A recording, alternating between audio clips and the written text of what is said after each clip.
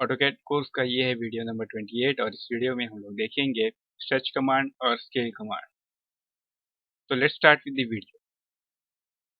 यहाँ पे हम लोग एक सिनेरियो देख रहे हैं कि डाइनिंग टेबल सेट है और हम चाहते हैं कि ये जो टेबल है वो थोड़ा एलोंगेटेड हो।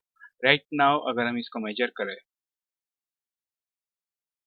तो ये 60 इंचेस लॉन्ग है। लेट्स से हम इसको और 24 इंचेस बढ़ाना चाहते हैं। सो जिस पार्ट को आपको एलोंगेट करना है वो ज्योमेट्री को आपको सेलेक्ट करना है। तो मैं इस टेबल को एलोंगेट करना चाहता हूँ, बट साथ ही साथ में मैं ये जो चेयर्स है इनको मूव भी करना चाहता हूँ। तो आप जब सेलेक्ट करोगे तो बी श्योर कि आप जिस पार्ट को मूव करना है उसको कम्प्लीटली सेलेक्ट करो, जिस पार्ट को स्ट्रेच करना है उसको पार्शियली सेलेक्ट करो। तो सिलेक्शन होने के बाद आप होम टैब में मॉडिफाई पैलेट में स्ट्रेच कमांड यहाँ पे पाओगे, या फिर आप कीबोर्ड शॉर्टकट यूज करते हो एस एंड एंटर या स्पेस बार। जैसे ही आप स्ट्रेच कमांड स्टार्ट करोगे ऑटोकैड आपको प्रॉम्प्ट करेगा बेस पॉइंट बताइए। चलिए हम लोग स्क्रीन पे कहीं पे क्लिक करते हैं और डायरेक्शन देते हैं। देखिए ये स्ट्रेच होने लग गया, राइट। तो जो पार्ट हमने पार्शियली सेलेक्ट किया था वो एलोंगेट हो रहा है, तो जो ऑब्जेक्ट्स हमने कम्प्लीटली सिलेक्शन के अंडर लिए थे वो मूव हो रहे हैं। सो अभी हम ऑर्थो मोड ऑन करते हैं, F8 डायरेक्शन देते हैं और 24 टाइप करके एंटर या स्पेस बार हिट करेंगे। देखिए हमारा जो डाइनिंग टेबल है वो स्ट्रेच हो गया। इसी तरह से मान लीजिए आपको ये स्ट्रेच करना था बट 24 से नहीं, सिर्फ 18 मिलीमीटर से, सॉरी 18 इंचेस से। तो आप फिर से इस ज्योमेट्री को सेलेक्ट कर सकते हो, stretch command S enter, click, direction दीजिए जिस डायरेक्शन पे आपको उसको स्क्वीज करना है और टाइपिंग कीजिए। लेट्स से मैं कहता हूँ 6 इंचेस और एंटर। तो ये ज्योमेट्री है वो स्ट्रेच हो गई इन इनवर्स डायरेक्शन। इस तरह से आप स्ट्रेच कमांड को यूज करके आपके ज्योमेट्रीज को स्ट्रेच कर सकते हो या फिर उसके अंदर इंक्लूडेड ज्योमेट्रीज को आप मूव भी कर सकते हो। अब हम देखेंगे स्केल कमांड। कभी कभी आपके ज्योमेट्री में कुछ ऑब्जेक्ट ऐसे होते हैं जिनको आपको एक स्पेसिफिक प्रोपोर्शन में मेंटेन रखना होता है और उसके लिए आप उसको किसी स्पेसिफिक स्केल से या रैंडम स्केल से रिसाइज कर सकते हो। तो आप स्केल कमांड यूज करोगे। तो जैसे यहाँ पे ये ट्री श्रब्स का जो आपको एक एग्जांपल दिख रहा है उसको मैं सेलेक्ट करता हूँ और क्लिक करता हूँ स्केल कमांड।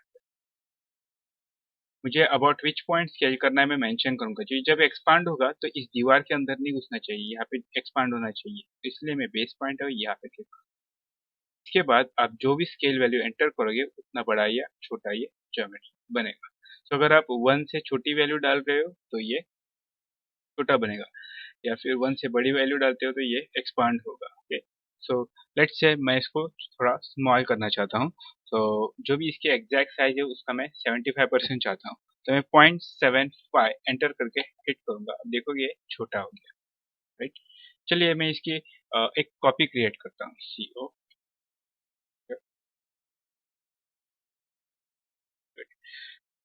अब मैं ये जो है पार्ट है वो मैं इसको स्केल अप करना चाहता हूँ, बट इन सच ए वे कि मुझे इसकी कॉपी भी चाहिए। ओके, सो मैं स्केल कमांड स्टार्ट करूंगा। आप कीबोर्ड शॉर्टकट से भी स्केल कमांड स्टार्ट कर सकते हो।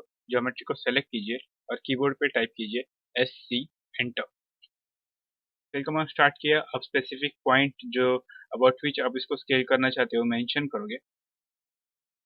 मैं चाहता हूँ समवेयर यहाँ पे ये अबाउट दिस पॉइंट ये स्केल हो, तो मैं यहाँ पे क्लिक करता हूँ। देखिए स्केल अप स्केल डाउन हो रहा है, गुड। बट मुझे सिर्फ ये स्केल नहीं करना है, मुझे इसकी कॉपी जनरेट करनी है। तो मैं इस कॉपी ऑप्शन पे क्लिक करूंगा और फिर मैं स्केल वैल्यू डालूंगा, लेट्स से 1.35 एंड एंटर। देखिए ये ज्योमेट्री है, राइट, इसके ऊपर ओवरलैप हो रही थी। सो मुझे ये एक कॉम्प्लेक्स शेप मिल गया जिसमें छोटे लीव्स और बड़े लीव्स का कॉम्बिनेशन है। सो इस तरह से आप स्केल कमांड को यूज करके आपके डायग्राम्स में अलग अलग जगह पे पार्ट्स को स्केल कर सकते हो। स्केल अप करना हो तो 1 से ज़्यादा वैल्यू स्केल डाउन करना है तो 0 और 1 के बीच में वैल्यू। अभी हम लोग स्केल कमांड में देखेंगे कि किसी एक ऑब्जेक्ट को रेफरेंस पकड़कर हम दूसरे ऑब्जेक्ट के साइज में कैसे ला सकते हैं। जैसे यहाँ पे देखिए हम लोग दो अलग अलग जार देख रहे हैं। मैं चाहता हूँ कि ये जार की साइज इस जार के साइज तक आ जाए, बट हमें इन दोनों के बीच में क्या स्केल डिफरेंस है पता नहीं है। अगर हम उनके बीच में स्केल डिफरेंस पता करना चाहते हैं तो हम लोग लीनियर डिस्टेंस लेके ये दोनों के बीच में और ये दोनों पॉइंट्स के बीच में डिस्टेंस कितना है मेजर करके वो डिवाइड कर सकते हैं। बट अगर मुझे वो कैलकुलेशन फैक्टर स्किप करना हो और डायरेक्टली स्केल करना हो तो कैसे कर सकते हैं हम देखेंगे। तो स्केल कमांड हम स्टार्ट करेंगे। फर्स्ट ऑफ ऑल हम लोग उस ऑब्जेक्ट को सेलेक्ट करेंगे जिसको स्केल करना है और फिर स्केल कमांड स्टार्ट करेंगे। Keyboard shortcut SC। फिर हम बेस पॉइंट पकड़ेंगे। चलिए हम लोग इस ऑब्जेक्ट को अबाउट दिस पॉइंट स्केल करना चाहते हैं। ओके, अभी ऑटोकैड हमको प्रॉम्प्ट करेगा कि हम स्केल की वैल्यू बताएं, बट ऑफ कोर्स मुझे स्केल की वैल्यू पता नहीं है। सो क्या करेंगे, हम कहते हैं कि हमें रेफरेंस यूज करना है। रेफरेंस, तो रेफरेंस यूज करना है बोलने पर ऑटोकैड हमको प्रॉम्प्ट करेगा कि आप किसी दो पॉइंट्स के बीच में का डिस्टेंस बताइए, रेफरेंस लेंथ बताइए। तो ये हमारा रेफरेंस है, हम इसको स्केल करने वाले हैं। तो मैं इन दोनों पॉइंट्स के बीच में क्लिक करता हूँ, ये पॉइंट और ये पॉइंट। इसके बाद स्पेसिफाई न्यू लेंथ, तो आप कैलकुलेट करके इसकी वैल्यू बता सकते हो। मुझे इसकी वैल्यू पता नहीं है, मुझे मेजरमेंट नहीं करना है, तो मैं क्या करूंगा, पॉइंट्स ऑप्शन पे क्लिक करूंगा और फिर मैं बताऊंगा कि मुझे ये दो पॉइंट्स के बीच में जो डिस्टेंस है वो इसमें लाना है। सो यहाँ से यहाँ तक आप क्लिक कीजिए एंड सी, ये जार स्केल हो गया। So without measuring any value, okay, कोई भी सब्ट्रैक्शन डिवीजन किए बिना आप इन दोनों जार को एक ही साइज पर ला सके। तो इस तरह से हम लोगों का स्ट्रेच और स्केल कमांड का सेशन खत्म होता है। नेक्स्ट लेक्चर में हम लोग देखेंगे ट्रिम एंड एक्सटेंड कमांड के। तब तक के लिए good bye and study hard.